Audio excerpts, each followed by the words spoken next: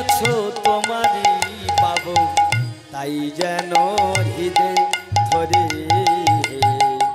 অরূপ স্বরূপ সগুণ নির্গুণ দয়াল ভয়াল হরি হে। আমি কি বা জানি, আমি কি বা বুঝি, আমি কেন ভেবে মরি হে। আমি কেন ভেবে মরি, আমি কেন ভেবে মরি। ও দয়া নিতাই গৌরী কৃষ্ণ প্রেমানন্দে হরি বল হরি বল।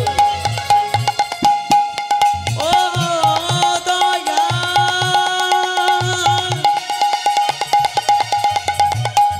ও দয়া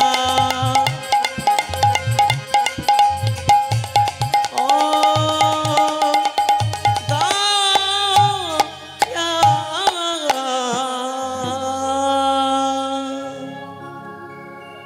তাহলে এই যে ভগবান 10 বার এসেছে, আর এই 10 অবতারের সার অবতার গড়া অবতার, যাকে আমরা ভগবান রূপে পেয়েছি। কেন আমরা ধন্য নিশ্চয়ই বুঝতে পারছেন যে এতগুলো অবতার এতবার যে পৃথিবীর বুকে এসেছে, সমস্ত অবতারের সার আমার গড়া অবতার, যাকে আমরা ভগবান রূপে কলিযুগে পেয়েছি। কিন্তু এই কলিযুগে যে ভগবান এসেছিলেন বাবা, সেটা ভক্ত হয়ে এসেছিলেন। কেন ভক্ত হয়ে এলেন? প্রতি যুগে তো ভগবান হয়ে নেমেছে, এবারে ভক্ত হয়ে এলেন কেন? এ প্রশ্ন আমাদের নয়, এ প্রশ্ন ভগবান ভাগবত কি করেছিলেন যে ভাগবত। আচ্ছা ভাগবত বলতে পারো ভক্তের মধ্যে কি এমন ভক্তি আছে, ভক্তের মধ্যে কি এমন ক্ষমতা আছে, ভক্তের মধ্যে কি এমন আকর্ষণ আছে, ভক্ত ডাকলে কেন আমি গোলক বৃন্দাবন ত্যাগ করে নেমে আসি এই মর্তধামের মাটিতে। উত্তরে ভাগবত বললেন, ও প্রভু,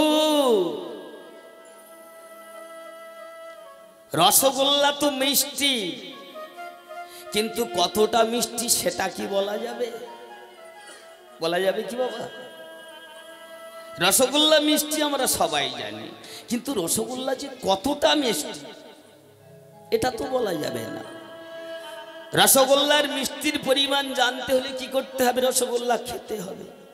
তা প্রভু, ভক্তের মধ্যে কি এমন ভক্তি আছে, ভক্তের মধ্যে কি এমন আকর্ষণ ক্ষমতা আছে, কেন ভক্ত ডাকলে গোলক বৃন্দাবন ত্যাগ করে ভগবান নেমে আসে? তুমি যদি না ভক্ত হও বুঝতে পারবে না। আমার ভক্তের মধ্যে কি এমন ভক্তি আছে মা, ভক্তের মধ্যে কি এমন আকর্ষণ ক্ষমতা আছে, যা ভক্ত ডাকলে ভগবান গোলক বৃন্দাবন ত্যাগ করে নেমে আসে। আমি সর্বপ্রথম একটা ভক্তিমতী মায়ের কথা বলবো। মা বৃন্দাবনের এক ভক্তিমতী মা। বৃন্দাবনে তো ভগবানের অষ্ট সখী, এই অষ্ট সখীর এক একজনের 8টা করে সখী ছিল। তাহলে এক একজনের 8টা করে যদি সখী হয়, তাহলে টোটাল কত সখী হলো? 8 8 64টা সখী। এই 64 সখীর এক মঞ্জুরি সখী, এরা সব মঞ্জুরি। 64 সখী বাবা, এরা মঞ্জুরি সখী। এই 64 সখীর এক সখী আজ সকালবেলা ঘুম থেকে উঠেছে। সকালবেলা ঘুম থেকে উঠে বৃন্দাবনে রাস্তায় বেরিয়েছে। বেরিয়েই বলছে, এই যে তোমরা কেউ ঘুম কিনবে? ঘুম ঘুম। আচ্ছা শোনা গেছে বাবা এই পর্যন্ত ঘুম বিক্রি হয়? পৃথিবীতে এমন কোনো বস্তু নেই যে বিক্রি হয় না, কিন্তু ঘুম বিক্রি হয় শোনা গেছে। এসো কি তো সকালবেলা উঠে বৃন্দাবনে রাস্তায় যাকে দেখতে পায় তাকেই ডেকে ডেকে জিজ্ঞাসা করে, কি গো ঘুম কিনবে? ঘুম ঘুম। আর একটা সখী তো রাস্তার পাশেই দাঁড়িয়ে আছে, তার আঁচলটা পেতে বলে, ও সখী, আমি ঘুম কিনব। আমি তো ঘুম কেনার জন্য অধীর আগ্রহে দাঁড়িয়ে থাকি, যে কখন এই পথ দিয়ে কে ঘুম বিক্রয় করবে। তার সারা জীবনের যত ঘুম আছে, তার সারা জীবনের যত নিদ্রা আছে, সব আমি কিনে নেব। তাই তো আমি ঘুম কেনার জন্য এই রাস্তার পাশেই দাঁড়িয়ে থাকি। তুমি ঘুম বিক্রি করছো, আমার কাছে বিক্রি করবে? বলে সখী তুমি ঘুম কিনবে কেন? তুমি ঘুম কিনবে কেন? তা বললে আমি ঘুম কিনবো না। হ্যাঁ কেন সেটা পরে বলছি। তা তুমি ঘুম বিক্রয় করছো কেন? ঘুম তো মানুষের সব থেকে বড় ভোগ। কিন্তু একটা বাবা দেখবেন, মানুষ যদি একদিন না খায় তার যে ক্লান্তি বোধ হয়, কিন্তু একদিন যদি না ঘুমায় তার চতুর্গুণ ক্লান্তি বোধ হবে। বলে সেই ঘুম এত বড় একটা ভোগের বস্তু, তুমি ঘুম বিক্রয় করছো কেন? বলে ঘুম বিক্রয় করছি কেন জানো?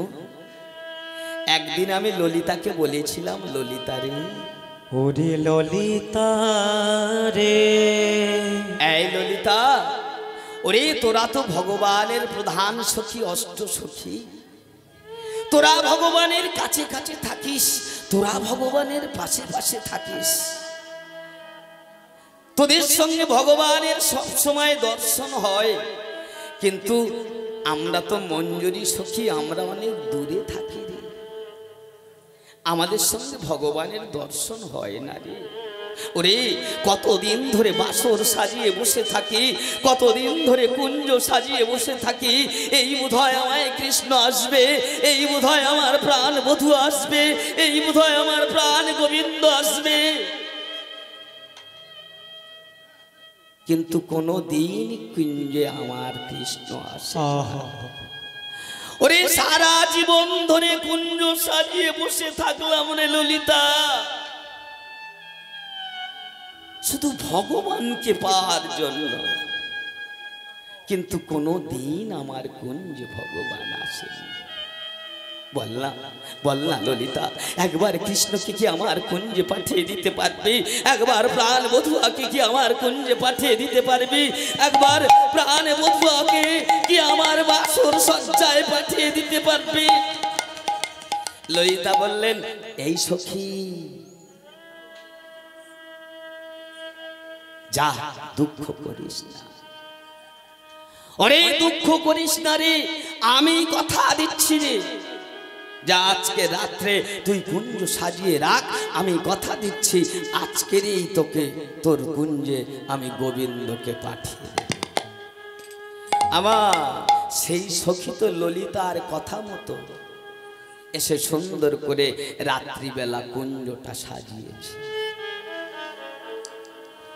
আমার সখী সুন্দর করে কুঞ্জটা সাজিয়েছে, সাজিয়ে বসে আছে।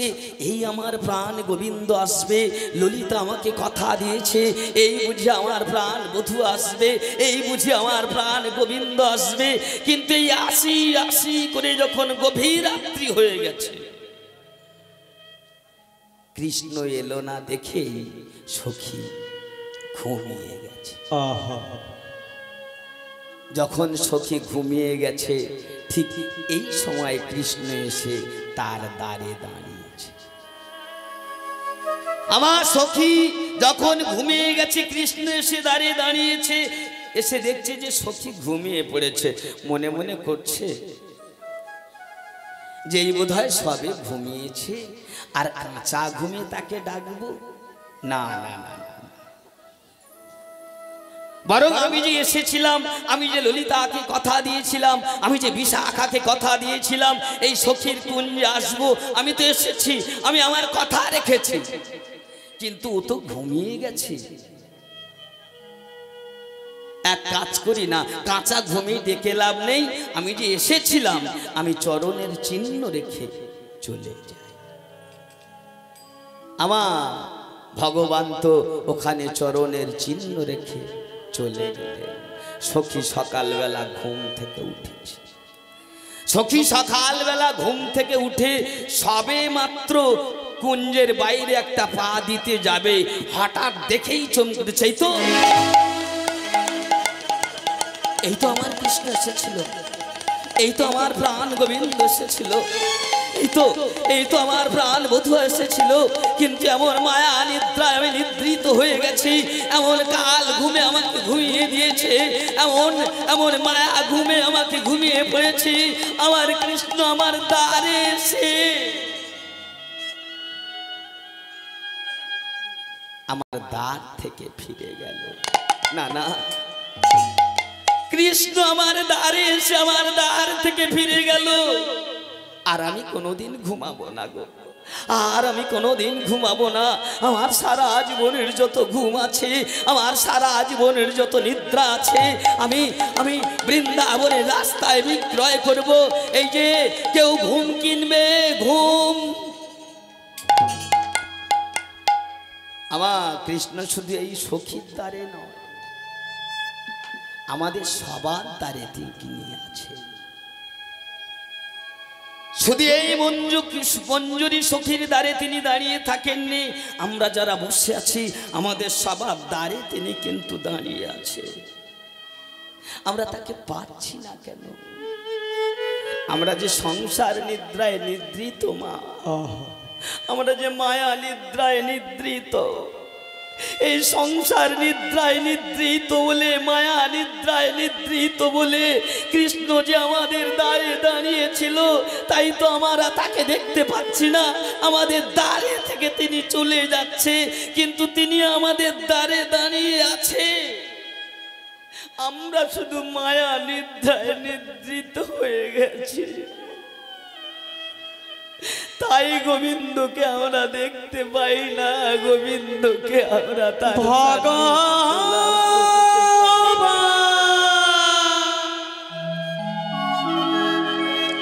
বলে ও সখী,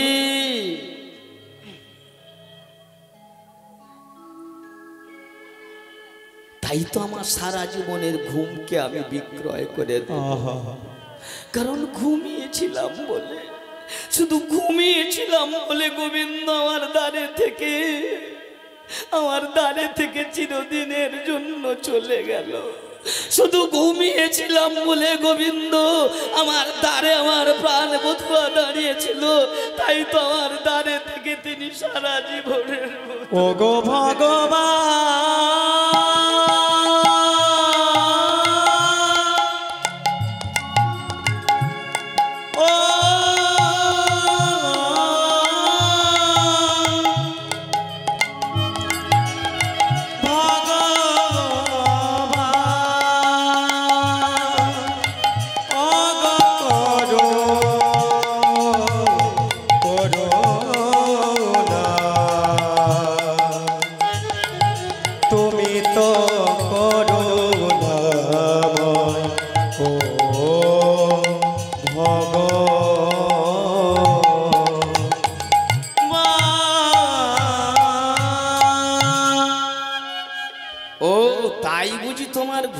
তুমি বিক্রয় করছো সখী। আর একটা সখী বলছে, কিন্তু আমি কেন ঘুম কিনবো জানো?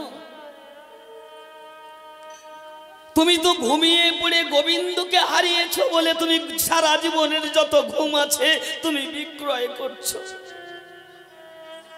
শুধু তুমি নিদ্রিত বলে তোমার হৃদয় দ্বারে থেকে গোবিন্দ চলে গেছে বলে সারা জীবনের ঘুমকে তুমি বিক্রয় করছো। কিন্তু আমি ঘুম কিনবো কেন জানো? জানো, একদিন আমি ঘুমিয়েছিলাম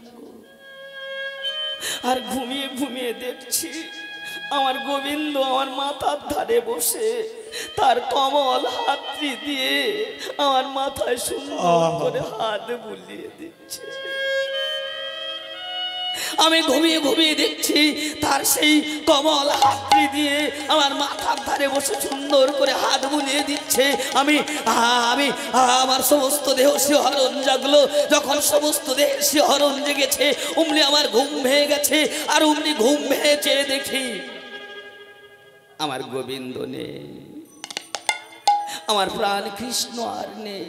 তাই তো সেদিন থেকে আমিও ঠিক করেছি আমি আর জেগে উঠবো না, আমি আর জেগে উঠবো না। কারণ আমি ঘুমিয়েছিলাম বলে গোবিন্দ আমার মধ্যে ছিল, আমি ঘুমিয়েছিলাম বলে গোবিন্দ আমার মাথার ধারে বসে তার কবল হাত দিয়ে আমাকে তার স্নেহ, তার ভালোবাসা, তার প্রেম দিয়ে গেছে। সেদিন থেকেই ঠিক করেছি যত ঘুম আছে সারা জীবনের যত ঘুম সবার ঘুমকে আমি কিনে নেব, আর আমি কোনোদিন জেগে উঠব না। কারণ ঘুমিয়েছিলাম বলে। সে যে হিয়ার মাঝে লুকিয়েছিল, দেখতে আমি পাইনি দয়া, দেখতে আমি পাইনি। আমার হিয়ারে মাঝে লুকিয়েছিলে, দেখিতে তোমার পাইনি দয়াল, দেখতে তোমার পাইনি। আমার হিয়ার মাঝে লুকিয়েছিলে, দেখতে তোমায় পাইনি দয়াল, দেখতে তোমায় পাইনি। আমার হিয়ারে মাঝে লুকিয়েছিলে, দেখিতে তোমার পাইনি দয়াল, দেখতে তোমার পাইনি। আমি বাহির পানে চোখ মেলেছি, বাহির পানে আমার হৃদয় পানে চাইনি। আমার হিয়ারে মাঝে লুকিয়েছিলে, দেখিতে তোমার পাইনি দয়াল, দেখতে তোমার পাইনি। আমার হিয়ারে মাঝে লুকিয়েছিলে, দেখিতে তোমার পাইনি দয়াল, দেখতে তোমার পাইনি। আমার সকল ভালোবাসায় সকল আঘাত সকল আশায় তুমি ছিলে। প্রভু তুমি আমায় দুঃখে ছিলে, তুমি আমায় সুখে ছিলে, তুমি আমায় যন্ত্রণায় ছিলে, তুমি আমায় ভালোবাসায় ছিলে, সব সময় তুমি আমার পাশে ছিলে। আমার সকল ভালোবাসায় সকল আঘাত সকল আশায় তুমি ছিলে, তুমি ছিলে। আমি তোমার কাছে যাইনি, আমার হিয়ারে মাঝে লুকিয়েছিলে, দেখিতে তোমার পাইনি দয়াল, দেখতে তোমার পাইনি। আমার হিয়ারে মাঝে লুকিয়েছিলে, দেখিতে তোমার পাইনি দয়াল, দেখতে নিতাই গৌর হরি হরি হরি দেখতে তোমার পাইনি দয়াল, দেখতে তোমার পাইনি। আমার শুধু ওই সখীর হিয়ার মাঝে নয়, আমাদের সবার হিয়ার মাঝে সবার হৃদয়ে তিনি আছে। তিনি আছে অনল অনিলে চির নবনীলে ভূতর সলিলে গহনে। তিনি আছে বিটপি লতায় জলদের গায়ে শশী তারকায় তপনে। আমার কোথায় আছে ভগবান? আমরা তো শুধু মন্দিরে খুঁজে যাই না, প্রত্যেকটা বস্তুর মধ্যে তিনি আছে। তিনি আছে অনল অনিলে। অনল বলতে কি? আগুন। এই যে আগুন জ্বলছে মা, এর মধ্যেই তিনি আছে। আছো অনলে অনিলে, অনিল বলতে কি বাতাস। কবি বলছে প্রভু তুমি বাতাসের মধ্যে আছো। আছো অনল অনিলে চির নভ নীলে ভূধর সলিলে গহনে, আছো বিটপিলতায়। বিটপিলতাটা কি? কলমি শাক। কবি বলছে ভোরের কুয়াশা পড়ে কলমি শাকের উপরে যে মা ক্ষুদ্র ক্ষুদ্র জলবিন্দু হয়, ওর মধ্যেও কিন্তু ভগবান আছে। আছো বিটপি লতায় জলদের গায়ে, শশী তারকায় তপনে। প্রত্যেকটা বস্তুর মধ্যেই ভগবান, তোমার মধ্যে ভগবান, আমার মধ্যেই ভগবান। কিন্তু পাবো কি করে? হরিনাম গাইলে বললে মা ভগবানকে পাওয়া যায় না মা। হরিনাম গিয়ে শুনে বলে ভগবানের কৃপা লাভ হয় না, তার চরণ দর্শন হয় না, তার স্বরূপ দেখা যায় না, উত্তম গতি লাভ করা যায় না। ভগবানকে পেতে হলে, তার কৃপা পেতে হলে, তার করুণা পেতে হলে, তার চরণ দর্শন করতে হলে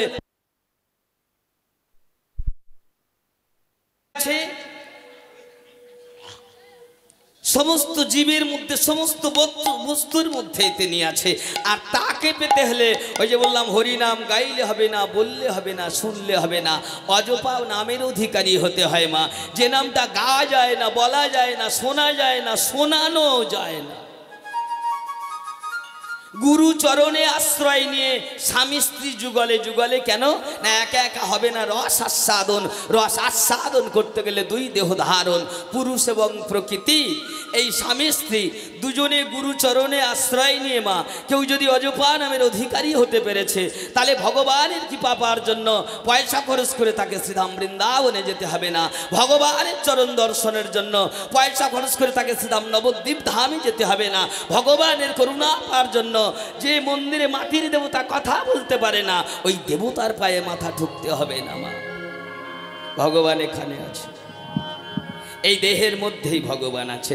না না আমি বলছি না কথাটা, আমাদেরই একজন মহাজন বললেন, ওরে জানিস ভগবান কোথায়? শোন, ওগর হৃদয় নব বৃন্দাবনে, ওগর হৃদয় নব বৃন্দাবনে, হৃদয় নব বৃন্দাবনে, অগর হৃদয় নব বৃন্দাবনে, শ্যামের বাঁশি বাজিছে, গোলক বৃন্দাবন মন তোমার দেহে, গোলক বৃন্দাবন মন তোমার দেহে। হৃদয় নব বৃন্দাবনে, হৃদয় নব বৃন্দাবনে, হৃদয় নব বৃন্দাবনে, শ্যামের বাঁশি বাজিছে, গোলক বৃন্দাবন মন তোমার দেহে আছে, গোলক বৃন্দাবন মন তোমার দেহে আছে, গোলক বৃন্দাবন মন তোমার দেহে আছে। শুনিবে যদি ও খেপামন শ্যামের বাঁশির গান, দম ভরে নিগমে বসে উজানে দাও টান। আর শুনবে যদি ও খেপামন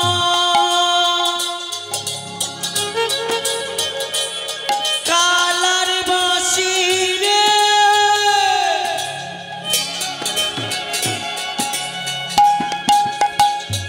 ও বাঁশি রে,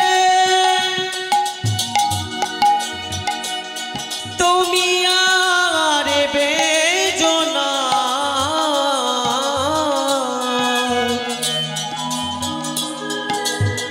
ও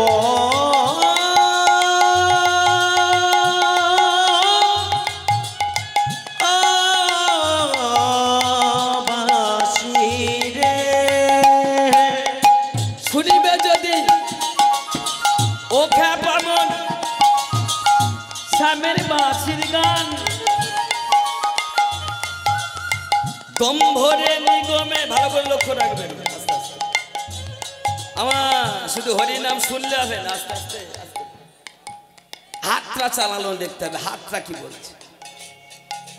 আধ্যাত্ম কথা, রাগমার্গের কথা, একটু সরে এসো, এইদিকে চেপে বসা। দাদা বুঝতে পারছো তো?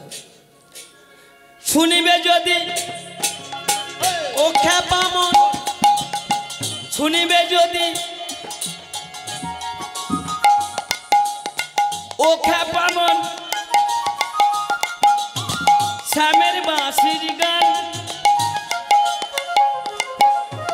তোম ভরে নিগমে বসে উজানে দাও টান আর শুনিবে যদি ও খেপামন শ্যামের বাঁশির গান তুম ভরে নিগমে বসে উজানে দাও টান তখন যমুনাতে বইবে তখন যমুনাতে বইবে উজান যমুনাতে বইবে তখন যমুনাতে বইবে উজান শ্যামে কালা চাঁদ কদম মূলে কি বললেন ভালো করে লক্ষ্য রাখবেন মা শুনবি যদি ও খ্যাপামন শ্যামের বাঁশির গান দম ভরে নিগমে বসে উজানে দাও টান তখন যমুনাতে বইবে উজান শ্যামকালা চাঁদ কদম্ব মূলে আমার শ্যামকালা চাঁদ কোথায় কদম্ব মূলে কদম্ব মানে কদম গাছের গোড়ায় নয় কদম বুঝতে পারছো তো শ্যামকালা চাঁদ কদম্ব মূলে মানে কদম গাছের গোড়ায় নয় কদমের মূলে কদমের মূলে দম দম এই যে হাওয়াটা যাচ্ছে আসছে এই দমের মূলে কৃষ্ণ বাইরে নয় এটা আমরা না জানলেও শকুনির বাবা সুবল রাজা কিন্তু জানে একটু ছোট করে বলি যদিও ঘটনা সবাই জানেন শুধু আপনাদের একটু স্মরণ করিয়ে দেওয়ার জন্য মানে ভীম মাঝে মাঝেই তো রাজসভাতে যেতেন দুর্যোধনের গেলেই দুর্যোধন ভীমকে উপহাস করতে এসো আরে এসো ভাই পবন পুত্র এসো এসো বসো বসো তা সব সময় ভীমকে যখন অপমান করত একদিন ভীম এসে তার মা কুন্তী দেবীর কাছে বললেন আচ্ছা মা আমি যতবার রাজসভাতে যাব ততবার দুর্যোধন আমায় অপমান করবে বলে কেন রে খোকা বলে আমি যখনই যাব ও দূর থেকেই আমাকে দেখতে পেয়ে বলবে এসো এসো ভাই পবন পুত্র আমার বাবা পবন বলে এই খোকা দুঃখ করিস না খোকারি দুঃখ করিস না এক কাজ কর আজকে যখন বলবে তুই বলবে ঠিক আছে ভাই এসেছি যখন ছাকপুত্র নিশ্চয়ই বস বলে মা যদি একবার ছাকপুত্র বলি একে তো অহংকারী তারপর যদি ছাকপুত্র একবার বলি আমার কি আর নিস্তার আছে বলে এই যখন রেগে যাবে না তুই বলবি রেগে মেগে লাভ নেই তোমার মাকে গিয়ে জিজ্ঞাসা করে তাহলে কুন্তী দেবীর কথা মতো ভীম আজকে রাজসভাতে গেছে আমার কুন্তী দেবীর কথা মতো ভীম যখন আজকে রাজসভাতে গেছে দুর্যোধন তো ভীমকে দেখেই শুরু করেছে আরে এসো এসো ভাই পবন পুত্র বসো বসো বসো এত মায়ের একেবারে শেখানো বলি বলে ঠিক আছে ভাই ছাকপুত্র এসেই যখন গেছি নিশ্চয়ই বসবো দুর্যোধন বলে কি ছাকপুত্র আমি ছাকপুত্র আমার বাবা একটা ছাগল আই ভীম তোমার এত বড় স্পর্ধা তুমি বলো আমার বাবা ছাগল আমি ছাকপুত্র বলে দেখো রাগারাগি করে লাভ নেই যাও তোমার মাকে গিয়ে জিজ্ঞাসা করো দুর্যোধন তো রাজকার্য পরিচালনা করতে করতে অমনি রেখে দিয়ে সোজা মায়ের কাছে গেছে মা আমা কি হয়েছে রে খোকা এই অমন করে চিৎকার করে আসছিস কেন ক্রধান্বিত হয়ে গেছিস বুঝি বলে মা সত্যি কথা বলো ভীম আমাকে কেন বললো ছাকপুত্র আমার বাবা কি একটা ছাগল বলে এই খোকা ও খারাপ কিছু বলেনি বলে কেন মা বলে জানিস তোর বাবা অন্ধ ধৃতরাষ্ট্র যখন আমাকে বিয়ে করতে যায় তখন আমার বাবা সুবল রাজা বলল খুকি রে তোর তো একটা অভিশাপ আছে তুই যার গলায় সর্বপ্রথম বিয়ের মালাটা দিবি তার মৃত্যু হয়ে যাবে তা তুই যদি বিয়ের মালাটা ধৃতরাষ্ট্রের গলায় দিস তাহলে ধৃতরাষ্ট্র তো মারা যাবে তাই এক কাজ কর তুই ওই যে ফুল গাছটা দেখতে পাচ্ছি বলে হ্যাঁ বলে ফুল গাছের গলায় মালাটা দি আমি তো আমার বিয়ের প্রথম মালাটা নিয়ে ফুল গাছের গলায় দিতে গেছি। যেই না ফুল গাছের গলায় দিতে গেছি, অমনি পাশ থেকে একটা রাম ছাগল ছুটে এসে আর গলাটা বাড়িয়ে, তাহলে মালাটা গিয়ে তার গলায় পড়েছে। তাহলে সেই সূত্রে আমার প্রথম স্বামী হলো তো ওই ছাগলটা বাবা। এই জন্য ভীম বলেছে, বলে কি দাদা মশাইয়ের এত বড় স্পর্ধা সুবলরাজার, তোমাকে ছাগলের গলায় মালা পরাতে বাধ্য করলো। এই কে আছিস, যা আমার 100 মামা আর দাদা মশাই সুবলরাজাকে ধরে এনে অন্ধকার কারাগারে বন্দী কর। আমার ঠিক তাই করলেন মা। দাদা মশাই সুবলরাজা আর 100 মামাকে ধরে নিয়ে এসে অন্ধকার কারাগারে বন্দি করলো। খেতে দিত না, 1 কেটো করে ধান দিত, 1 কেটো। সেই 1 কেটো ধান থেকে খুঁটে খুঁটে চাল বার করে সুবলরাজা 100 ছেলেকে খাওয়াতো আর নিজে খেত। একদিন চিন্তা করছে, এইভাবে যদি আমরা সবাই খাই, এই 1 কেটো ধান থেকে খুঁটে খুঁটে চাল বার করে, তাহলে সবাই তো মারা যাব। কিন্তু সবাই যদি মারা যাই, তাহলে এই যে দুর্যোধনের অন্যায়, দুর্যোধনের যে অত্যাচার, এই অন্যায় অত্যাচারের প্রতিশোধ নেবে কে? তাই একজন অন্তত বেঁচে থাকতে হবে যে এই প্রতিশোধটা নিতে পারবে। 100 ছেলে তো একটা করে ছেলে সবাইকে জিজ্ঞাসা করছে, কিরে খোকা তুই পারবি? বড় ছেলে বলছে না আমি পারবো না। আমার মেজো ছেলেকে জিজ্ঞাসা করছে, কিরে খোকা তুই পারবি? সে বলছে না আমি পারবো না। সেজো ছেলেকে জিজ্ঞাসা করছে, কিরে খোকা তুই পারবি? সে বলছে না আমিও পারবো না। এক এক করে মা 99 জন সন্তানকে জিজ্ঞাসা করা হয়ে গেল। অবশেষে ডাকলেন ছোট ছেলেটা, যার নাম হলো শকুনি। শকুনি, ওরে খোকা, এই শকুনি। আমার শকুনি এসে দাঁড়িয়েছে। বাবা আমায় ডাকছেন? হ্যাঁ রে খোকা। ওরে চেয়ে দেখ না রে খোকা, চেয়ে দেখ তোর ভাগনা দুর্যোধন 1 কেটো ধান দেয়, 1 কেটো ধান থেকে খুঁটে খুঁটে চাল বার করে তোদের 100 ভাইকে আমি খাই আর আমি নিজে খাই। এইভাবে যদি সবাই খাই, তাহলে সবাই যে মারা যাব রে। ওরে সবাই যদি মারা যাই, তাহলে তোর ভাগনা দুর্যোধন আমাদের উপরে যে অন্যায় করেছে, আমাদের উপরে যে অত্যাচার করেছে, এই অন্যায়ের প্রতিশোধ নেবে কে? এই অত্যাচারের প্রতিশোধ নেবে কে? তুই কি পারবি খোকা? বল না, তুই তো আমার ছোট ছেলে। ওরে তোর 99 দাদা, তোর 99 জন দাদা কেউ পারবে না বলেছে, তুই কি পারবি? শকুনি বলল হ্যাঁ বাবা আমি পারবো। বলে তাহলে 1 কেটো ধান থেকে খুঁটে খুঁটে চাল বার করে শুধু তোকে খাবো। এই 1 কেটো ধান থেকে খুঁটে খুঁটে চাল বার করে শুধু তোকে খাবো। কেন? তোর ভাগনা দুর্যোধনের এই অন্যায়ের বিরুদ্ধে প্রতিশোধ নেওয়ার জন্য তোকে বাঁচিয়ে রাখবো। ঠিক তাই করলেন মা।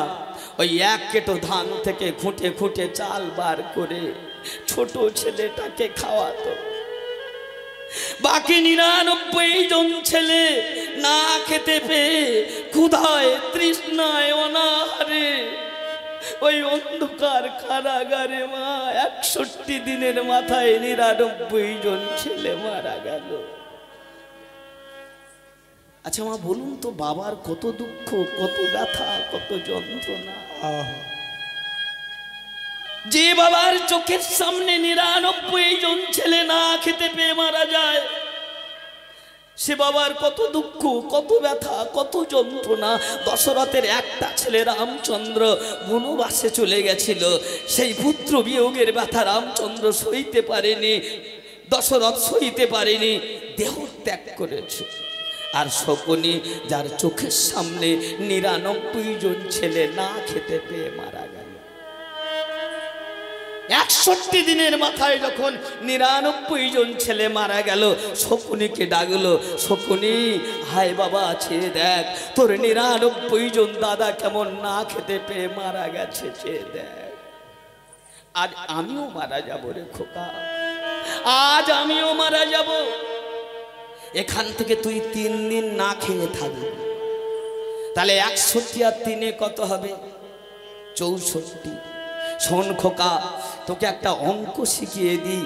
ওরে 16 অঙ্ক যদি পবনে ধরিস, 64 অবধি করে সাধিস, 32 শ্বাস বাহির দ্বারে হেলা দুলা 2 রূপের ফেরে। ওরে এই ভজন যদি তুই একবার জানিস না খোকা, এই বিশ্বের তুই হবি বিশ্ববিজয়ী। আমার এই ভজনটা হলো অজপা নাম।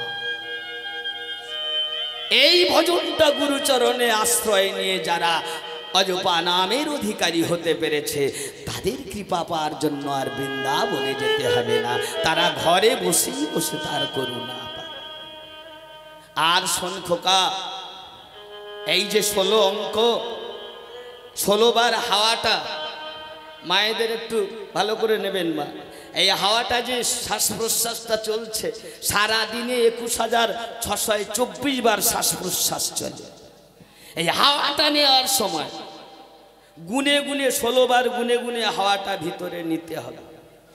হাওয়াটা যখন ভিতরে রাখতে হবে, সেটা 64 বার গুনে গুনে রাখতে হবে। হাওয়াটা যখন ছাড়তে হবে, তখন 32 বার গুনে গুনে ছাড়তে হবে। এই জন্য মহাপ্রভু তা আরো সহজ করে দিয়ে গেল। 16 নাম বললে একবার নাম নিতে নিতে হাওয়া নিলে কাজ হয়ে গেল, আর গুনতে হবে না, কারণ 16 নাম রয়েছে নাকি। হাওয়াটা যখন ভিতরে প্রবেশ করবে, তখন 4 বার নাম নাও, তাহলে 4 × 64 হয়ে গেল। এই হাওয়াটা যখন ছাড়বো, তখন 2 বার নাম নাও, 16 × 2 = 32। কেন মহাপ্রভু 16 নাম নিয়ে এলেন?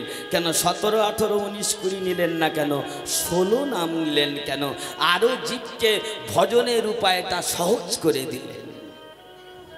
সুবল রাজা আরো বললেন, খোকা আজ তো আমি মারা যাব, আমার এই বুকের হাড়গুলো নিয়ে, আমার এই বুকের পাঁদরগুলো নিয়ে তুই একটা পাশা তৈরি করবি, আর সেই পাশার চালে ওরে ভালোবেসে কাছে ডেকে নিয়ে, কারণ শত্রুতা দিয়ে কোনোদিন শত্রুকে জয় করা যায় না। ওরে শত্রুকে জয় করতে হলে ভালোবেসে কাছে ডেকে নিতে হয়। কাছে ডেকে নিয়ে এই পিতৃ হত্যার প্রতিশোধ নিস খোকা। ওই 61 দিনের মাথায় সুবল রাজাও মারা গেলেন। তাহলে বলুন তো, এই ছেলেটার কত দুঃখ, যার চোখের সামনে 99 জন দাদা না খেতে পেয়ে মারা গেল। যার চোখের সামনে 99 জন দাদা না খেতে পেয়ে মারা গেল, যার চোখের সামনে বাবা না খেতে পেয়ে মারা গেল, তার কত দুঃখ, কত ব্যথা, কত যন্ত্রণা। রামচন্দ্র যখন সীতা উদ্ধার করতে যায় মা, রাবণ লক্ষণের পক্ষে শক্তিশাল নিক্ষেপ করেছিল। লক্ষণ জ্ঞান হারিয়ে মাটিতে শয়ন করেছিল। রামচন্দ্র কেঁদে উঠেছিল, চাই না আমি সীতা উদ্ধার করতে, ফিরে পেতে চাই না আমার জানকীকে, তোমরা শুধু আমার লক্ষণকে আমার কাছে ফিরিয়ে দাও। তাহলে একটা ভাইয়ের বিয়োগ ব্যথা যিনি ভগবান রামচন্দ্র সইতে পারল না, আর শকুনি তার 99 জন দাদা চোখের সামনে না খেতে পেয়ে মারা গেল, তার বাবা না খেতে পেয়ে মারা গেল, তার কত দুঃখ, কত ব্যথা, কত যন্ত্রণা। তাই তো ছেলেটার নাম হলো কি? শোক। উনি শোক, উনি দুঃখ, উনি ব্যথা, উনি যন্ত্রণা। মহাভারতে এত শোক, এত দুঃখ, এত ব্যথা বুঝি আর কেউ কোনোদিন পায়নি। এই শকুনির বাবা সুবল রাজা এই অজপা নামটা শকুনিকে শিখিয়ে দিয়ে গেছিল।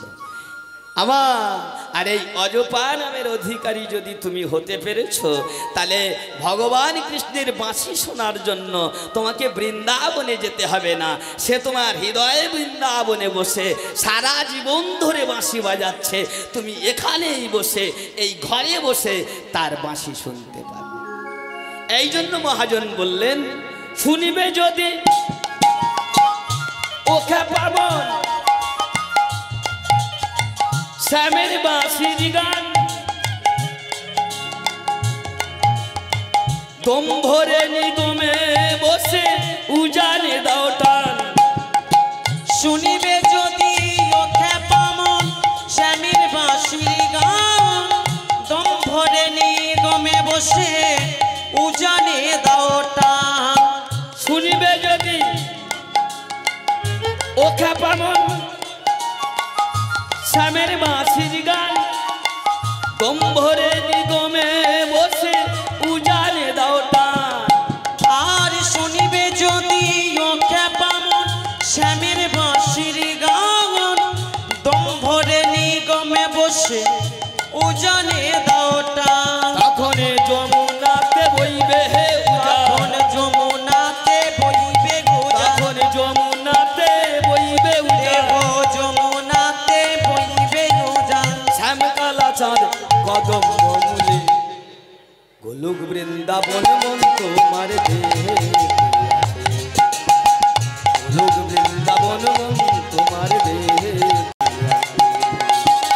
হৃদয় নব বৃন্দাবনে, হৃদয় নব বৃন্দাবনে শ্যামের বাঁশি বাজিছে। গোলক বৃন্দাবন মন তোমার দেহেতে আছে, গোলক বৃন্দাবন মন তোমার দেহেতে আছে মনে, গোলক বৃন্দাবন মন তোমার দেহেতে আছে।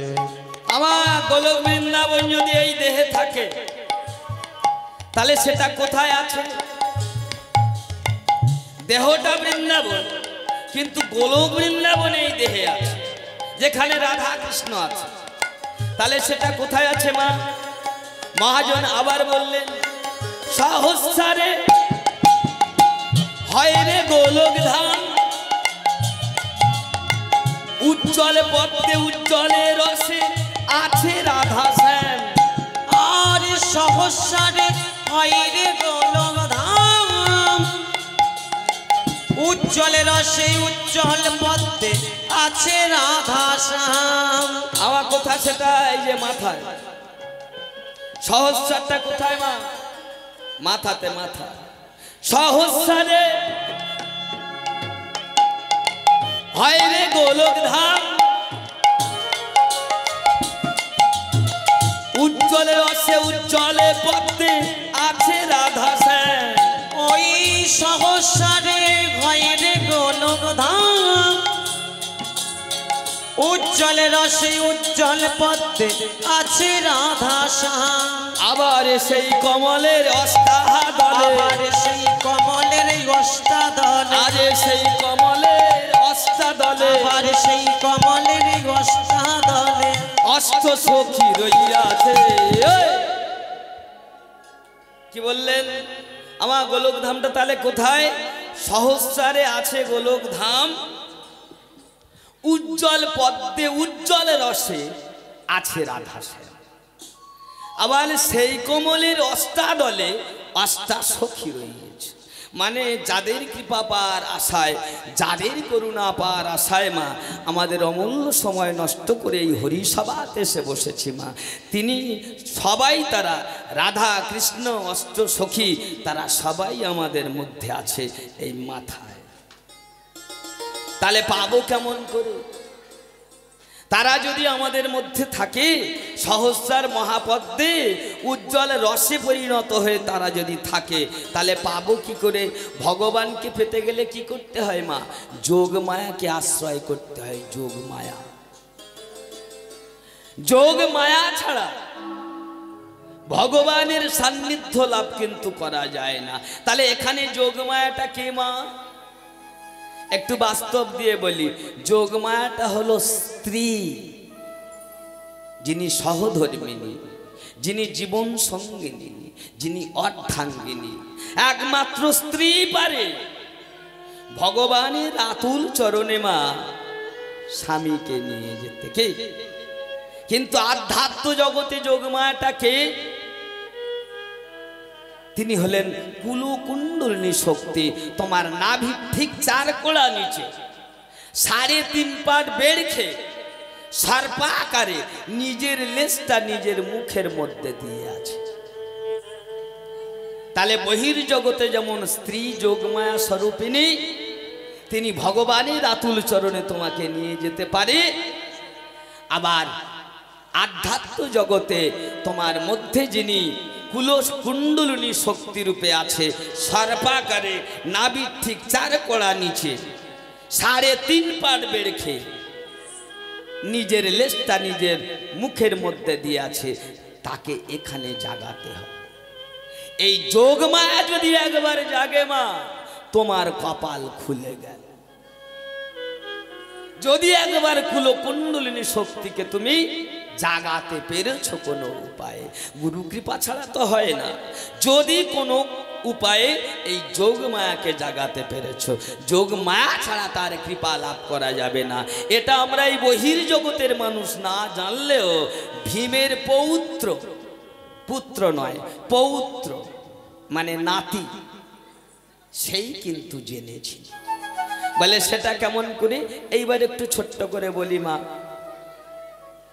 আমার ভীম তো একটা রাক্ষসীকে বিয়ে করেছিল, তাই না মা? কি জানো নামটা?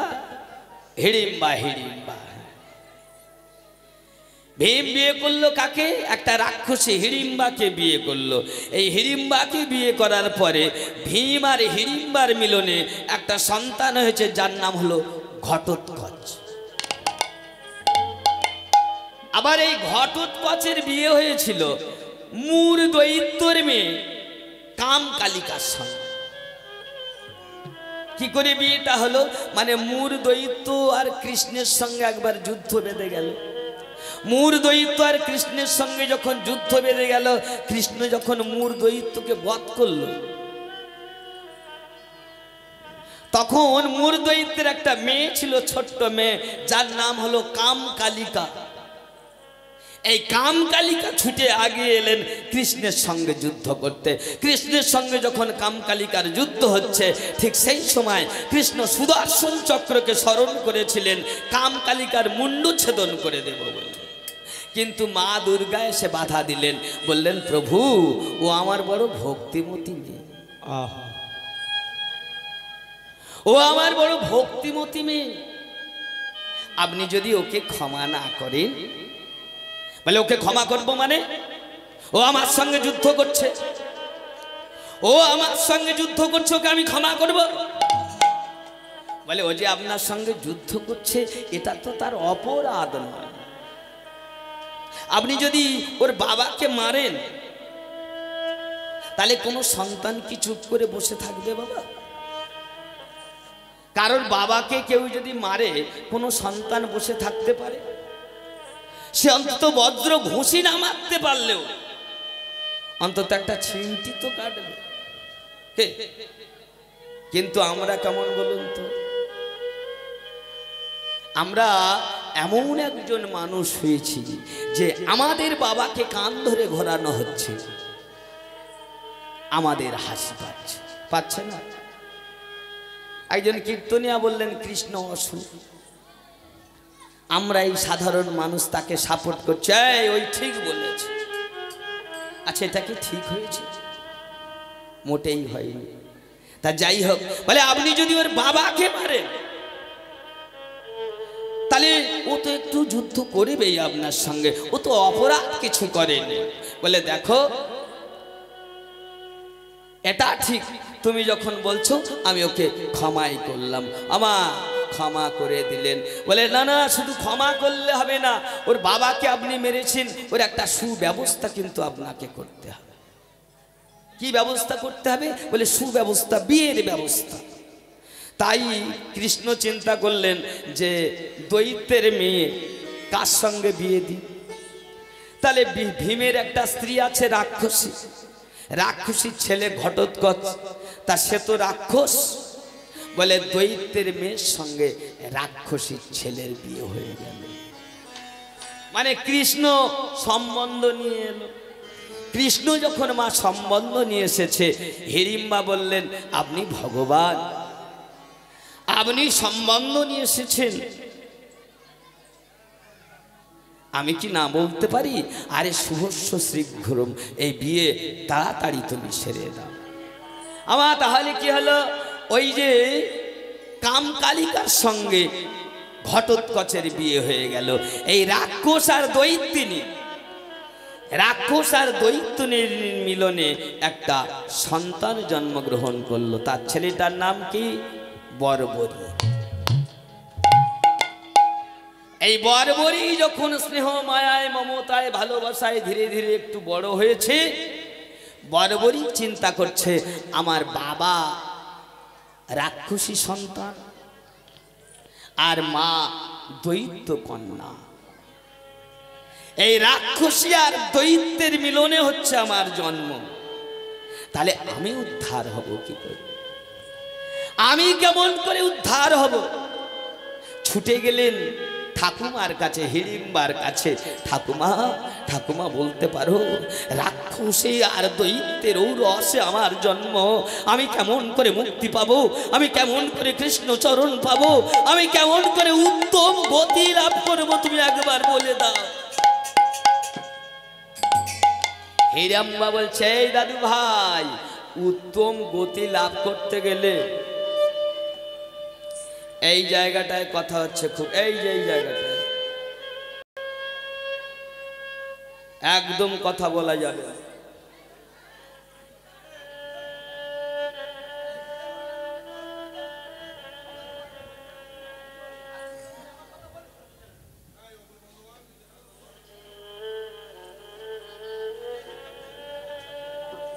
খুব কথা বলছে মায়েরা, সকালবেলা ঘুম থেকে উঠেছে, ঘুম ভালো হয়নি নাকি? কথা বলা যাবে না মা, প্রচুর কথা হচ্ছে এই দিকটা।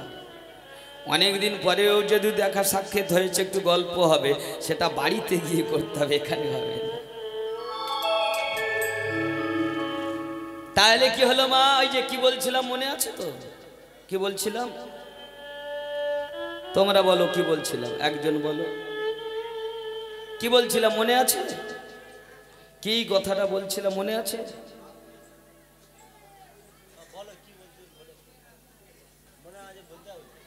হ্যাঁ, এই জন্য একদম একানিষ্ঠ মনে হরিনাম শুনতে হয় মা। যেটুকু সময় এসেছি সেটুকু সময় তো একটু মন প্রাণ দিয়ে শুনতে হবে নাকি? আচ্ছা, তাহলে কি হলো? এই যে বর্বরী ঠাকুমার কাছে গেল, ঠাকুরমা বলো না ঠাকুরমা, আমি আমি রাক্ষস আর দৈত্যের রসে আমার জন্ম, আমি কেমন করে মুক্তি পাবো? কেমন করে আমি কৃষ্ণ চরণ পাবো? কেমন করে আমি উত্তম গতি লাভ করবো? তুমি বলে দাও ঠাকুমা, তুমি বলে দাও। বলছে এই দাদু ভাই, উত্তম গতি লাভ করতে গেলে, ওরে মুক্তি পেতে গেলে, কৃষ্ণ চরণ পেতে গেলে কৃষ্ণর সমযোদ্ধা হওয়া চাই। বলে কেন? বলে যারা কৃষ্ণের হাতে মৃত্যু হয় তাদের মতো মুক্তি আর কারোর হয় না, তারাই উত্তম গতি লাভ করে। বলে ঠিক আছে মা, আমি কৃষ্ণের সমযোদ্ধা হব, আমি আরেকটু বড় হই, আমি কৃষ্ণের সঙ্গে যুদ্ধ করে আমি কৃষ্ণের হাতে মৃত্যুবরণ করব। বলে এই দাদু ভাই, কৃষ্ণ তো যাত্রার সঙ্গে যুদ্ধ করে না, কৃষ্ণের সমযোদ্ধা হওয়া চাই। কৃষ্ণের সমযোদ্ধা না হলে তো কৃষ্ণ যুদ্ধ করবে না। বলে আমি তাহলে কৃষ্ণের সমযোদ্ধা হব, কিন্তু কি উপায় হব তুমি বলে দাও। বলে হয় যায় যোগমায়াকে আশ্রয় করতে হবে। যোগমায়াকে যদি আশ্রয় করতে পারো তাহলে তুমি কৃষ্ণের সমযোদ্ধা হবে। এই যে ছোট্ট ছেলেটা মা যোগমাকে আশ্রয় করার জন্য চলে গেলেন একটা নির্জন স্থানে, আর সেই নির্জন স্থানে গিয়ে যোগমায়ার তপস্যা করলেন। যোগমায়া তপস্যায় সন্তুষ্ট হয়ে এসে বললেন, এই বর্বরী, তোর তপস্যায় আমি সন্তুষ্ট হয়েছি খোকা, এই নে ধর, তুই যে জন্য আমায় তপস্যা করেছি তাই তোকে 3টে বাণ আমি তোকে দিচ্ছি। আমার 3টে বাণ দিলেন ওই ছোট্ট ছেলেটাকে। 3টে বাণ কি কি? বলে মা এই যে 3টে বাণ আমায় দিয়েছো, এই 3টে বাণ কি কি? বলে দেখ, একটা বাণ যখন তুই ছুড়িবি, তোর যারা চরম শত্রু, তোর যারা চিরশত্রু, যাদেরকে তোর বধ করার প্রয়োজন, এই প্রথম বাণটা গিয়ে তাদেরকে দর্শন করে ফিরে আসে। আর এই দ্বিতীয় বাণটা যখন ছুড়িবি, যারা তোর শত্রু নয়, যারা তোর পরম মিত্র, যাদের বধ করার প্রয়োজন নেই, এই দ্বিতীয় বাণটা গিয়ে তাদেরকে দর্শন করে ফিরে আসে। আর এই 3 নম্বর বাণ, শেষ বাণটা যখন তুই ছাড়বি না, ওই প্রথম বাণ গিয়ে যাদের দর্শন করে আসবে, সে 1জন হোক আর 1 লক্ষ হোক আর 1 কোটি হোক, যাদের যাদের দর্শন করে আসবে, এই 3 নম্বর বাণটা গিয়ে তাদের সমূলে একেবারে ধ্বংস করে দেবে। তাহলে এত বড় অস্ত্র একটা বাচ্চা ছেলে হাতে পেয়েছে, সে কি চুপচাপ থাকে মা? বিশ্ববিজয় অস্ত্র হাতে পেয়েছে, সে তো চুপচাপ থাকতে পারে না। তাই চিন্তা করছে, আমার হাতে যখন বিশ্ববিজয় অস্ত্র আছে, আমি এবার যুদ্ধে যাব। কুরুক্ষেত্রের যুদ্ধ শুরু হবে আর কদিন পরে। আমার দাদুদের সঙ্গে আর একটা দাদুদের, পাণ্ডব দাদুদের সঙ্গে কৌরব দাদুদের যুদ্ধ হবে, আমি ওই যুদ্ধে যাব। তাই বর্বরিক মা হস্তিনাপুরে চলেছে কুরুক্ষেত্রের যুদ্ধে যোগ দেবে বলে। যে রাস্তা দিয়ে যাচ্ছে, সেই রাস্তায় গিয়ে ভগবান দাঁড়ালেন ব্রাহ্মণ বেশ ধারণ করে, বলে আই দাঁড়া। কারণ ভগবান জানে যে বর্বরিক যদি যুদ্ধে যায় আর ওর কাছে যে বিশ্ববিজয় অস্ত্র আছে, ও যদি একবার যুদ্ধক্ষেত্রে যায়, তাহলে আমি যেভাবে যুদ্ধ রচনা করেছি সেভাবে কিন্তু আর যুদ্ধ হবে না। তাই উনি ব্রাহ্মণ বেশ ধারণ করে ছলনা করে গিয়ে বর্বরিক যে রাস্তায় যাচ্ছিল হস্তিনাপুরে, সেই রাস্তায় গিয়ে দাঁড়ালাই, কে তুমি? বলে আমি বর্বরিক। তোমার বাবার নাম? আগে আমার বাবার নাম ঘটোৎকচ, আমি ভীমের পৌত্র। ও, তুমি তো পাণ্ডব বংশধর। বলে হ্যাঁ। তাই এদিকে কোথায় যাচ্ছ? বলে ওই যে আমার দাদুদের সঙ্গে আর একটা দাদুদের যুদ্ধ বেঁধে গেছে, আমি সেই যুদ্ধে যাচ্ছি। বলে তুমি একটুখানি ছেলে, তুমি একটা বাচ্চা ছেলে, তুমি যুদ্ধে যাচ্ছ মানে? তোমার মধ্যে কি ক্ষমতা আছে? তোমার মধ্যে কি এমন শক্তি আছে যে তুমি যুদ্ধে যাচ্ছ? বলে আমার মধ্যে ক্ষমতা আছে, শক্তি আছে। বলে কেমন শক্তি আছে তোমার মধ্যে? হ্যাঁ, কত শক্তি আছে তোমার মধ্যে? বলে আমার কাছে 3টে বাণ আছে। বলে 3টে বাণের ক্ষমতা কি? বলে আমি একটা বাণ যদি ছাড়ি, আমার যারা চিরশত্রু, আমার যারা চরম শত্রু, সে 1জন হোক আর 1 লক্ষ হোক আর 1 কোটি হোক, তাদেরকে একবার দর্শন করে ফিরে আসবে। দ্বিতীয় বাণটা যদি ছাড়ি, যারা আমার শত্রু নয়, যারা আমার পরম মিত্র, যারা আমার ভালোবাসার লোক, তাদেরকে দর্শন করে ফিরে আসে। আর তৃতীয় বাণটা যখন ছাড়বো, এই প্রথম বাণ গিয়ে যাদেরকে দর্শন করে আসবে, এই তৃতীয় বাণটা গিয়ে তাদের সবার সমূলে ধ্বংস করে দেবে। কৃষ্ণ মনে মনে করছে এত বড় বীর। আচ্ছা বর্বরিক, তুমি তোমার বাণকে কোনোদিন পরীক্ষা করেছিলে? তুমি তোমার বাণকে কোনোদিন যাচাই করেছিলে? বলে না, তা করিনি। বলে একবার পরীক্ষা করে দেখো, একবার যাচাই করে দেখে নাও তোমার বাণের ক্ষমতা আছে কি। বলে বলুন আমাকে কি পরীক্ষা দিতে হবে? বলে বেশি নয়, এই যে বটবৃক্ষের নিচে আমি বসে আছি, তোমার একটা বাণে বটবৃক্ষের সমস্ত পাতা তুমি ছড়িয়ে দাও। বলে ঠিক আছে, তাহলে আমিই পরীক্ষা দিচ্ছি। বলেই তো মা ওই যে দ্রোণী থেকে তীরটা বের করে সবে ধনুকে লাগাতে যাবে কি, ঠিক কৃষ্ণ সেই ফাঁকে একটা বটবৃক্ষের পাতা ছিঁড়ে নিয়ে মাটিতে দিয়ে তার উপরে পাটা তুলে দিয়েছে। এইবারে কৃষ্ণ প্রথম বাণ ছুঁড়েছে। আহা, বর্বরিক প্রথম বাণ ছুঁড়েছে। যেই প্রথম বাণটা ছুঁড়েছে মা, বাণটা সমস্ত পাতাকে দর্শন করে এসে কৃষ্ণের পায়ের পাতার উপরে গিয়ে উঁকি মারছে। বর্বরিক বলছে, এই যে ও ঠাকুর মশাই, পাটা সরিয়ে নিন। বলে কেন? বলে নিশ্চয়ই আপনার পায়ের তলায় একটা পাতা আছে, নিশ্চয়ই আপনার পায়ের তলায় একটা পাতা আছে, নচেত আমার বানটা গিয়ে ওখানে উঁকি দিচ্ছে কেন? আপনি পাটা সরিয়ে দিন, নচেত আমার বান গিয়ে কিন্তু আপনার পা ভেদ করে ফেলবে। এইবারে কৃষ্ণ পাটা সরিয়ে নিয়েছে, সে পাতাটাকেও দর্শন করে ফিরে এলেন। দ্বিতীয় বান ছেড়েছে মা।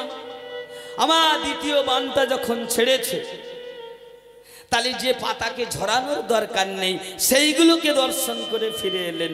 এইবার ৩ নম্বর বানটা ছেড়েছে। যখন এই ৩ নম্বর বানটা ছেড়েছে, গাছের সমস্ত পাতা একেবারে ঝরঝর ঝরঝর ঝরঝর করে এক বানে সব পড়ে গেছে। কৃষ্ণ দেখছে, আমি এত বড় বীর বর্বরী, হ্যাঁ, আমি অনেক বড় বড় বীর মহাভারতে দেখেছি, ভীমের মতো বীর দেখেছি যে লক্ষ্মণ গদা চাগিয়ে যুদ্ধ করে, অর্জুন যে মহাভারতের সর্বশ্রেষ্ঠ বীর, যার দুটো হাত সমান চলে, যাকে আমরা সভ্যসারথী বলি, আমি অর্জুনের মতো বীর দেখেছি, আমি একালব্যের মতো বীর দেখেছি, আমি অভিমন্যুর মতো বীর দেখেছি। আমার অভিমন্যু খারাপ বীর নয়। অভিমন্যু একবার ছোটবেলায় লাট্টু খেলতে খেলতে অভিমন্যুর লাট্টুটা গিয়ে কৃষ্ণ যে খাটের উপরে শয়ন করেছিল সেই খাটের তলায় গিয়ে প্রবেশ করে। খাটের তলায় যখন প্রবেশ করেছে, অভিমন্যুর মামা কৃষ্ণ বলে, মামা একটু খাটের উপর থেকে ওঠো না, আমি নিচে থেকে লাট্টুটা বের করে নিই। তা কৃষ্ণ চিন্তা করছে, আমার ভাগ্না অভিমন্যু আচ্ছা কতটা ক্ষমতা আছে, কতটা শক্তি আছে, একবার যাচাই করে দেখে নি। তাই কৃষ্ণ ছলনা করে বলছে, দেখো বাবা, আমার ঘুম পেয়েছে, আমি বিছানা ছেড়ে উঠতে পারবো না, ও তুমি পারলে নিচে থেকে তুমিই বের করে নাও। বলে, মামা আমি খাটের নিচে তো প্রবেশ করতে পারবো, ও তো অনেক নিচু। বলে, সেটা আমি কি করে বলবো, আমি খাটের থেকে উঠতে পারবো না, তুমি যদি পারো তো খাটের নিচে থেকে লাট্টুটা তুমিই বার করো ভাগনা। আমার ভগবান কৃষ্ণ যে খাটের উপরে শয়ন করে আছে মা, যিনি বিশ্বম্ভর, বিশ্বের সমস্ত ভর দিয়ে যে খাটের উপরে শয়ন করে আছে, অভিমন্যু সেই খাটটা অনায়াসে চাগিয়ে নিচে থেকে লাট্টুটাকে বের করে নিল। কৃষ্ণ উঠেই বললেন, হ্যাঁ রে, অকালে এতবার বেড়েছিস, যা, অকালে যখন বেড়েছি সকালে যেতে হবে। কৃষ্ণ তাই বলছে, আমি অভিমন্যুর মতো বীর দেখেছি, আমি অর্জুনের মতো বীর দেখেছি, আমি কর্ণের মতো বীর দেখেছি, আমি ভীমের মতো বীর দেখেছি, কিন্তু এত বড় বীর আমি দেখিনি। একে তো কুরুক্ষেত্রের মাঠে নিয়ে যাবেই না, কারণ এ যদি কুরুক্ষেত্রের মাঠে যায় তাহলে যুদ্ধ আমি যেভাবে রচনা করেছি সেভাবে আর যুদ্ধ হবে না। তাই কি করলেন মা, আমার ব্রাহ্মণ বেশে আছে তো কৃষ্ণ ছলনার আশ্রয় নিয়ে হাত পাতলেন ছোট্ট ছেলেটার কাছে। বর্বরী, তোমার বীরত্ব দেখে আমি মুগ্ধ, তাই তো তোমার কাছে আমি ভিক্ষা পাচ্ছি, তুমি আমায় ভিক্ষা দেবে? বলো না বর্বরী, তোমার বীরত্বের কাছে, তোমার শক্তির কাছে, তোমার ক্ষমতার কাছে আমি মুগ্ধ হয়ে গেছি তোমার ক্ষমতা দেখে, তাই তোমার কাছে আমি ভিক্ষা প্রার্থী, তুমি আমায় ভিক্ষা দেবে? বলে, ঠাকুর মশাই, আমি একটা ছোট্ট ছেলে, তুমি আমার কাছে ভিক্ষে চাচ্ছ, ঠিক আছে বলুন কি ভিক্ষা দিতে হবে? বলে, না না, ভিক্ষা দেবে কি আগে বলো, আমি চাইলে আমায় ফিরিয়ে দেবে না তো দেবে কি বলো? বর্বরিক বলছে, ঠাকুর মশাই, আমরা ভিখারিকে ফিরিয়ে দিই না, আমরা বাড়িতে অতিথি এলে তাকে ফিরিয়ে দিই না, কারণ আমার বাবা ঠাকুমা বলতো, খোকারে, বাড়িতে কোনোদিন যদি কোনো ভিখারি আসে, ওরে বাড়িতে কোনোদিন যদি কোনো অতিথি আসে, সে যেন বই মুখ হয়ে কোনোদিন ফিরে না যায়। বাড়িতে যদি কিছুই না থাকে,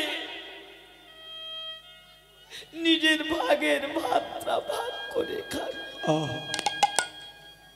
না ঠাকুরমশাই না, আমরা ভিখারিকে ফিরিয়ে দিই না, আমরা অতিথিকে ফিরিয়ে দিই না। আপনি বলুন, বলুন আমার কাছে আপনি কি চান? আপনি যা চাইবেন আমি কথা দিচ্ছি, আমি পাণ্ডব বংশধর, আমি কথা দিচ্ছি আমি আপনাকে ফিরিয়ে দেব না, আপনাকে উজাড় করে দেব। বলুন বলুন আপনি কি চান বলুন ঠাকুরমশাই। বলে কি চাই জানো বরবরি? তুমি দেবে তো? আমি তোমার মাথাটা ভিক্ষে চাই। তোমার মাথাটা কেটে আমায় ভিক্ষা দিতে পারবে? বলে ঠাকুর মশাই আমার মাথাটা আপনি ভিক্ষা চাইতে, আর কি অন্য কিছু চাইতে পারলেন না? ঠাকুর মশাই আপনি আমার মাথাটা আমার কাছে ভিক্ষে চাইলেন, যে মাথাটা সারা জীবন ধরে রেখেছি গোবিন্দের চরণে দেব বলে,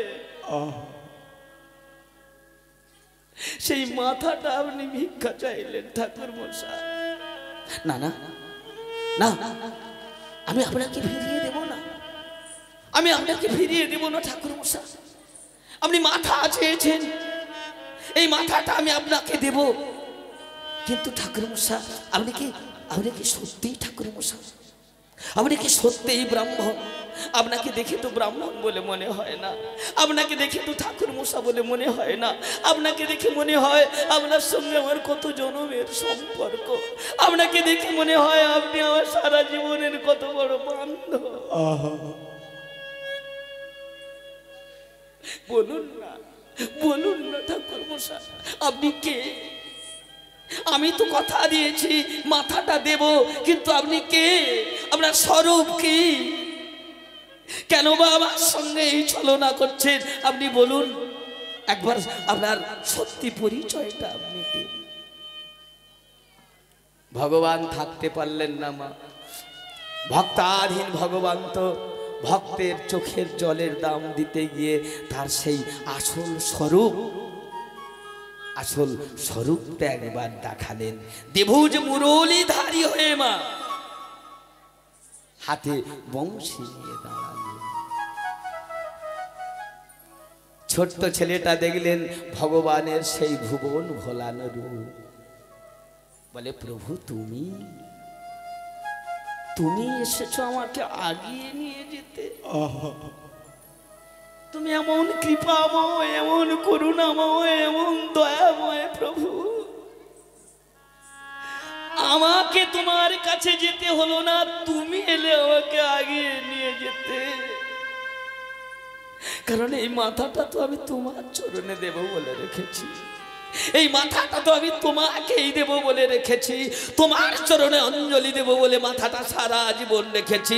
তাই তুমি এমন কৃপাময়, এমন করুণাময়, তুমি নিজে এলে আমাকে আগিয়ে নিতে দেব প্রভু। আমার এই মাথাটা, আমার এই ঔদ্ধত্য মাথাটা আমি তোমার চরণে দেব প্রভু। শুধু একটা প্রার্থনা, আমি তো যুদ্ধ দেখতে যাচ্ছিলাম, আমার দাদুরা যুদ্ধ করবে, আমার পাণ্ডব দাদুরা যুদ্ধ করবে, আমার কৌরব দাদুরা যুদ্ধ করবে, আমি তো তাদের যুদ্ধ দেখতে যাচ্ছিলাম। একবার সেই যুদ্ধটা কি আমার দেখা হবে না? মাথাটা তো আমি তোমার চরণে দেব, কিন্তু মাথাটা দিলে তো আমার যুদ্ধ আর দেখা হবে না। বলে বরবরি দুঃখ করো না, বরবরিক তুমি দুঃখ করো না, আমি কথা দিচ্ছি তুমি ওই যুদ্ধটা দেখতে পাবে। তোমার ওই কাটা মাথায় আমি দিব্য দৃষ্টি দান করব, কাটা মাথাটা নিয়ে কুরুক্ষেত্রের মাঠে রাখবে। কুরুক্ষেত্রের মাঠে এক স্তম্ভের উপরে কাটা মাথাটা বসানো থাকবে। 18 দিন ধরে যে যুদ্ধ হবে, 18 দিন ধরে সেই যুদ্ধটা তুমি দেখতে পাবে। আমার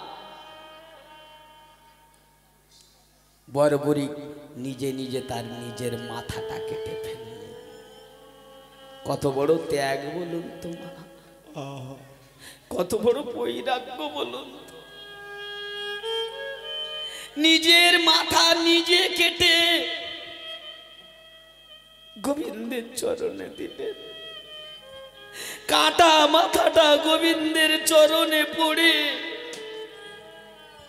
বলে উঠলেন, কৃষ্ণ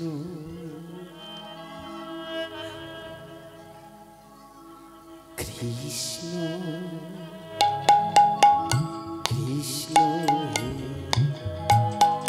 কৃষ্ণ কৃষ্ণ কৃষ্ণ কৃষ্ণ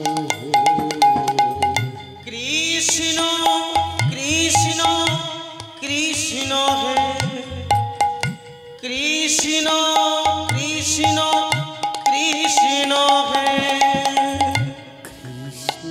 হে কৃষ্ণ কৃষ্ণ কৃষ্ণ হে কৃষ্ণ কৃষ্ণ কৃষ্ণ কৃষ্ণ কৃষ্ণ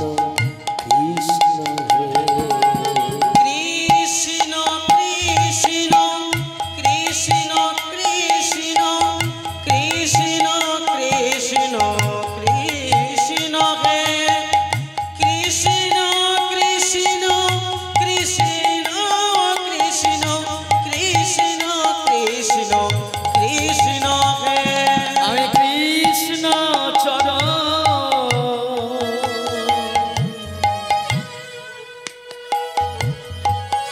সারে করেছি, কৃষ্ণ কৃষ্ণ বলবো আমি কৃষ্ণ চরণ সারে করেছি, কৃষ্ণ কৃষ্ণ